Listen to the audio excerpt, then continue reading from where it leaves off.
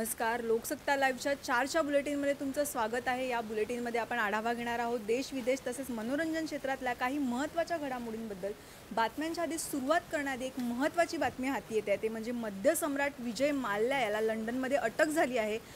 हजारो कोटींचे कर्ज बुडवून माल्या लंडनला पसार झाला होता आणि आता त्याला स्कॉटलंड पोलिसांनी अटक केली आणि त्याला लवकरच भारतात आणण्याची शक्यता वर्तवली जात आहे. तर दुसरी महत्त्वाची बातमी आहे ती पुण्यामध्ये भाजप कार्यालयामध्ये तोडफोड झाली आहे. नक्की हे प्रकरण काय आहे हे जाणून घेऊया माझे सहकारी नंदकुमार यांच्याकडून. नंदू, काय सांगशील?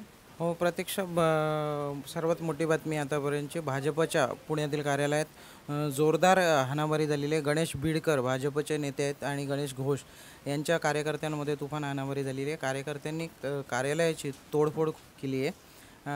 स्वीकृत नगरसेवकाच्या निवडीवरून हा वाद झाला. गणेश बिडकर यांचं नाव ऐनवेळी उमेदवारी यांना दिली गेली, तर गणेश घोष यांचं तिकीट ऐनवेळी रद्द करण्यात आलं. त्यामुळं हा वाद झाला आणि कार्यकर्ते एकमेकांसमोर भिडलेले आहेत. स्वीकृत नगरसेवकांच्या निवडीमधून 2 नगरसेवकांच्या कार्यकर्त्यांमध्येही हाणामारी झालेली आहे. वळूयात दुसऱ्या महत्त्वाच्या बातमींकडून. बातमी आहे ती ऑस्ट्रेलियातल्या व्हिसा संदर्भात. माझ्यासोबत आहे मोरेश्वर, काय आहे ही बातमी? ऑस्ट्रेलियाकडून व्हिसा नियमांमध्ये बदल करण्यात आले आणि याचा सगळ्यात मोठा फटका हा भारतीय कामगारांना बसणार आहे, कारण की ऑस्ट्रेलियामध्ये सर्वाधिक परदेशी भारतीय कामगार आहेत आणि त्यानंतर ब्रिटन आणि चीनचा क्रमांक लागतो.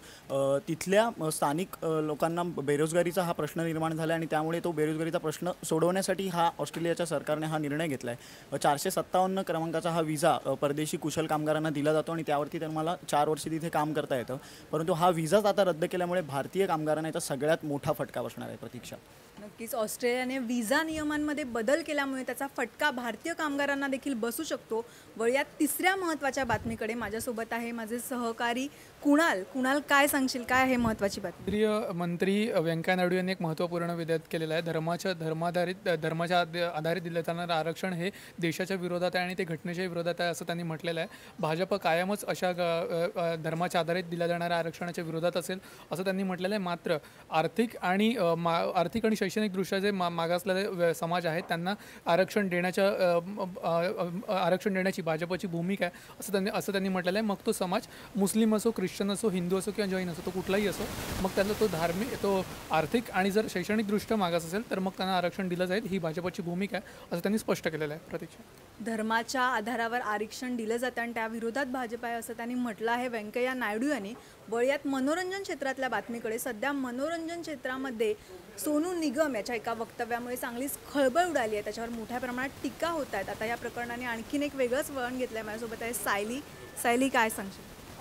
प्रतीक्षा, आपण बघितलं की 2 दिवसापूर्वी सोनू निगमने एक ट्विट केलं होतं ज्याच्यामध्ये त्याने मशिदीत होणारी जी अजान आहे त्याला धार्मिक बळजबरीचं नाव दिलं होतं आणि त्यानंतर सर्व स्तरातून त्याच्या विरोधात काही नकारात्मक सूर आळवण्यात आला होता, ज्यामध्ये पूजा भट्टचा सहभाग होता आणि यामध्येच आता संगीतकार जोडी साजिद वाजिद यांचाही सहभाग झाला आहे.